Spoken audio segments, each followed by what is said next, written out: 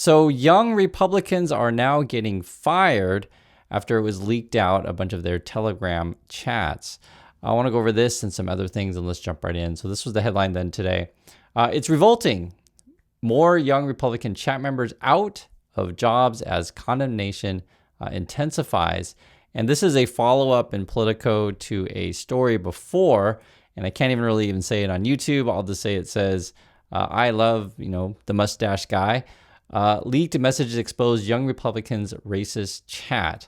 If you want to go through all of their chats, you can certainly find them online. You can see some of them here. I'll just say this. It's kind of what you would expect it to be, right? It's going to be against certain groups of people, certain kind of language, aggressive against women, all these kind of things, right? This stuff. Nothing's really shocking here other than this is what you get when the head of the party is Trump, right? And put on top of that, the toxic U.S. culture. And I say U.S. culture because, yes, it happens all throughout the USA. And unfortunately, this is what it is. If I mention it, that it happens in more than one, not just Republicans, it can happen with many groups. People get upset and they'll say, no, Chris, you have to attack Republicans more, right? And I want you to hear yourselves. Literally, I'll see it in comments. People get so mad if I mention that. It's, hey guys, it could go actually beyond Republicans. It could be a massive problem in the USA. People actually get upset on said things.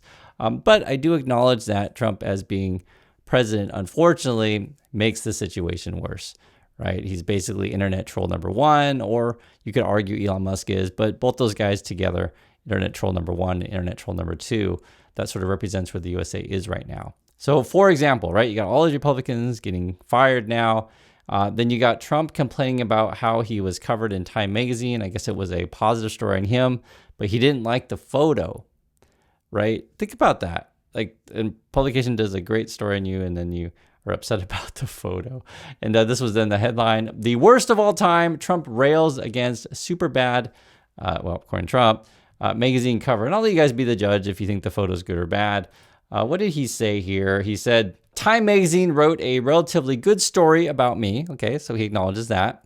But the picture may be the worst of all time. They disappeared my hair, and then they had something floating on top of my head that looked like a floating crown, but an extremely small one. Really weird. I never liked taking pictures from underneath angles, but this is super bad picture and deserved to be called out. What are they doing and why?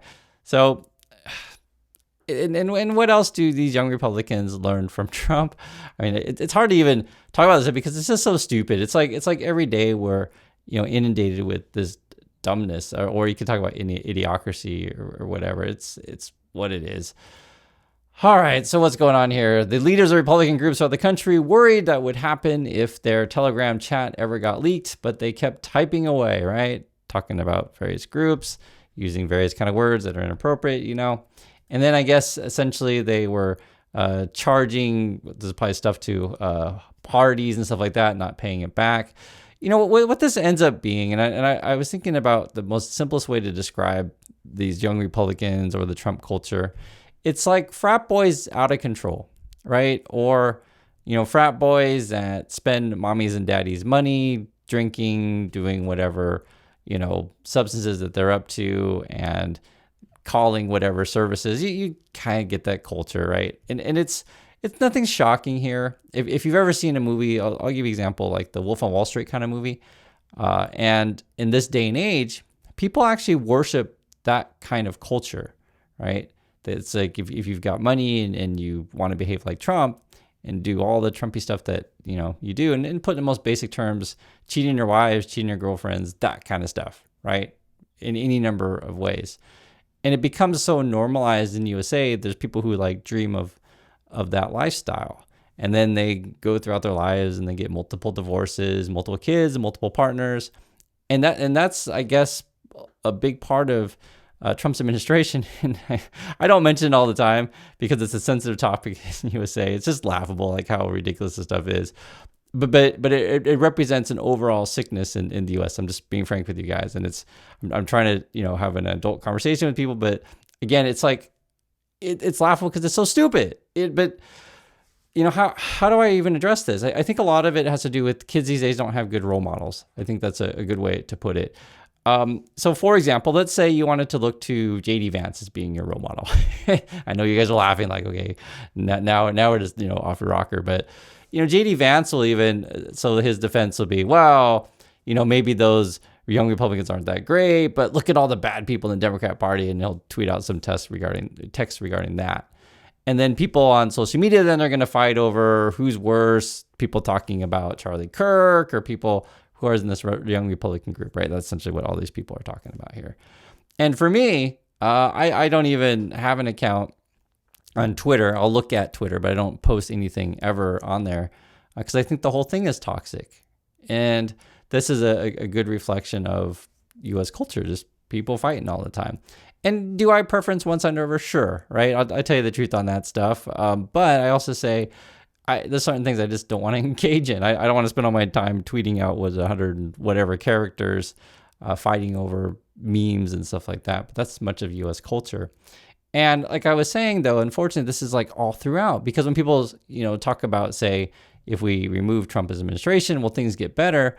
I'm just saying, guys, it is toxic in the USA and many U.S. work environments. That's something that I never dreamed to be a part of. I never wanted to be part of corporate America. For people who are in that world, you probably know what it's like to try to climb up the corporate ladder. It's a lot of backstabbing going on. You got to form alliances. It's basically a reality TV show. And usually, in my experience at least, from what I've seen from, not just my experience, but other people, it's not really about picking the best qualified people. It's about who can play the politics of the office the best, right? I pulled up this movie. It's called Bombshell. You can check this out. This shows sort of the toxic culture over at Fox News. It's not isolated. I just want to make that clear. And it's not just guys do this stuff. You could say women do this stuff as well. It's like part of U.S. culture. And even if you bring up this topic, people get upset.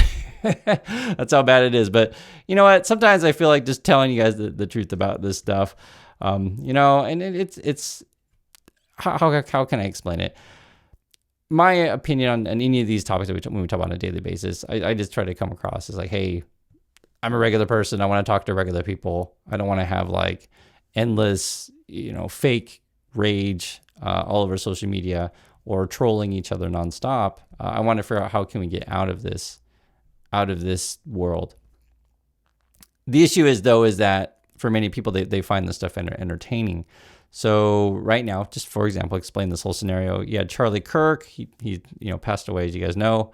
But his whole show was based on people arguing with each other. That was his whole show. It wasn't a real discussion. It wasn't about education whatsoever. It was a college dropout that would go to college campuses and argue with college kids. And he would selectively edit stuff to make people look bad. That's basically what it was. And he even got called out on South Park over that. And then ultimately, you're right, he was killed, as you guys know. And I don't condone any of the stuff at all. I'm calling it all toxic. And then people are fighting over which side is more toxic.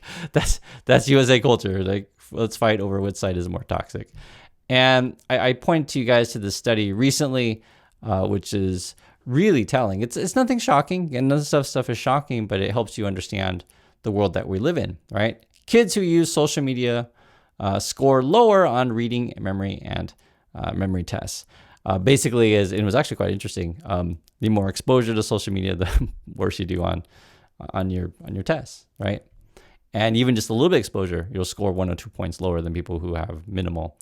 And it's gotten to the point to where I think they're talking about, like, say, 13-year-olds, something like that, could use upwards of 3 hours plus of social media. And I think a lot of kids these days are on their phones nonstop, where schools are probably going to have to ban said things. And I'm just mentioning the social media stuff because I think a lot of this kind of culture, right?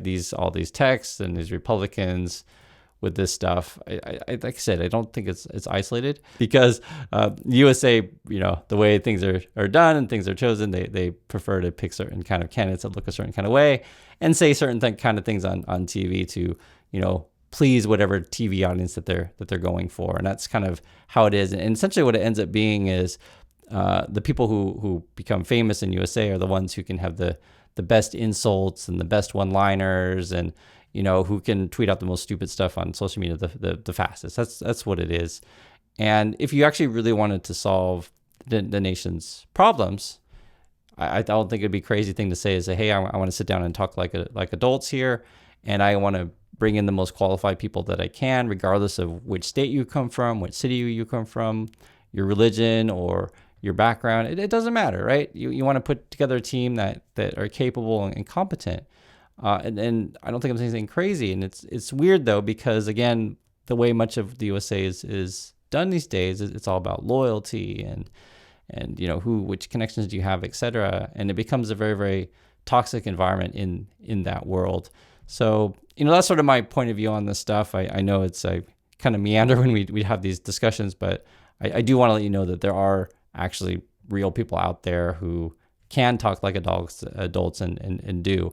But unfortunately, though, it seems like the children are running the roost at the moment. So do appreciate your time, everyone. Thank you for watching, and I'll catch you on the next video.